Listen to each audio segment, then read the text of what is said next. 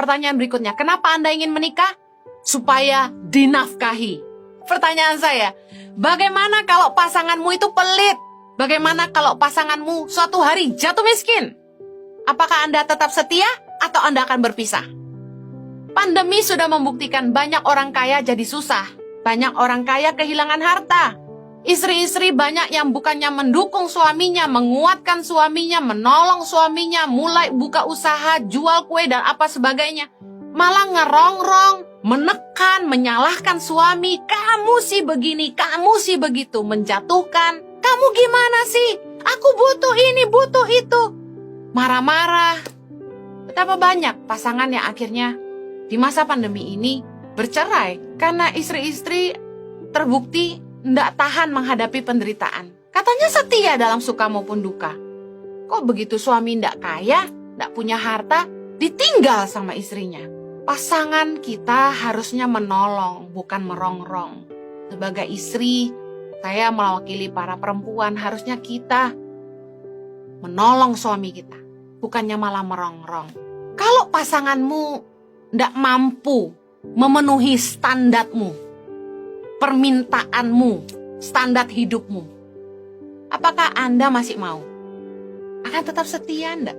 Gampang sekali orang bilang, yes, I do. Karena suaminya sehat, gagah, kaya. Coba terjadi sebaliknya.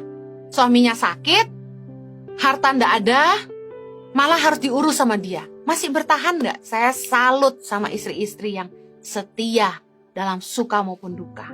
Orang-orang yang bertanggung jawab dengan komitmennya di hadapan Allah. Bahwa dia menikah untuk selamanya. Yang keempat, ketika ditanya, kenapa Anda ingin menikah? Supaya punya teman hidup. Tanya gitu. Nggak kesepian. Pertanyaan saya, bagaimana kalau suamimu atau istrimu tuh nggak nyambung? Gimana mau punya teman hidup? Nggak nyambung. Ngobrol nggak bisa. Ngomong dikit berantem. Emang masalah gitu kalau nggak nyambung? Banget. Istilahnya hidup di dua dunia katanya. Akhirnya seperti yang saya ceritakan di awal. Cuma urusan nggak nyambung aja orang bisa mau pisah. Kejadian 2 ayat 18 berkata gini, Tuhan Allah berfirman, tidak baik kalau manusia itu seorang diri saja. Aku akan menjadikan penolong baginya yang sepadan dengan dia. Apa arti kata sepadan? Saya percaya sepadan itu nyambung, sepemikiran, sevisi, saling melengkapi, bisa saling menopang, saling menolong. Karena dalam Kejadian 2 ayat 20 dikatakan gini, manusia itu memberi nama kepada segala ternak, kepada burung-burung di udara, dan kepada segala binatang hutan, tetapi baginya sendiri, ia tidak menjumpai penolong yang sepadan dengan dia. Kenapa? Adam gak ketemu pasangan yang sepadan dengan dia waktu dia selesai menamai semua ternak dan hewan-hewan.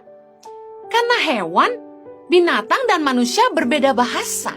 Binatang gak bisa nyambung sama manusia karena gak ngerti bahasanya. Binatang gak bisa mikir seperti manusia.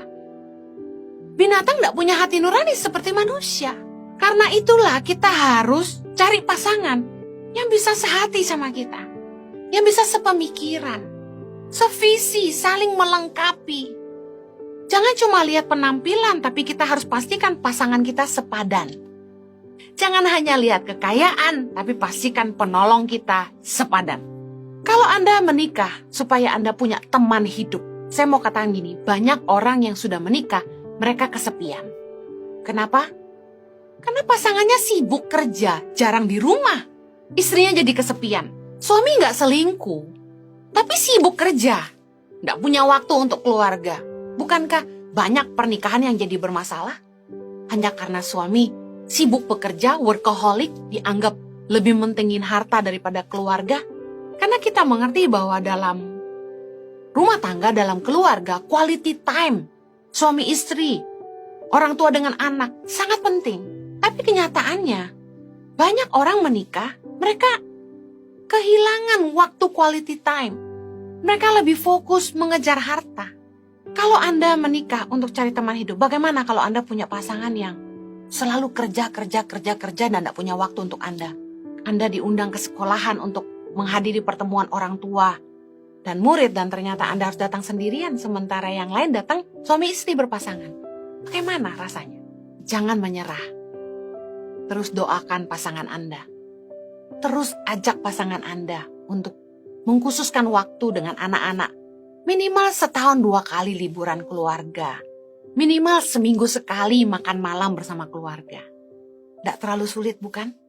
Dan pastikan ketika Anda punya waktu berkualitas, meski cuma 1 jam 1 hari, Anda tidak main handphone. Tapi Anda bisa bercakap-cakap di meja makan. Karena hubungan ayah dengan anak yang baik akan membuat anak-anak Anda tumbuh cerdas dan percaya diri.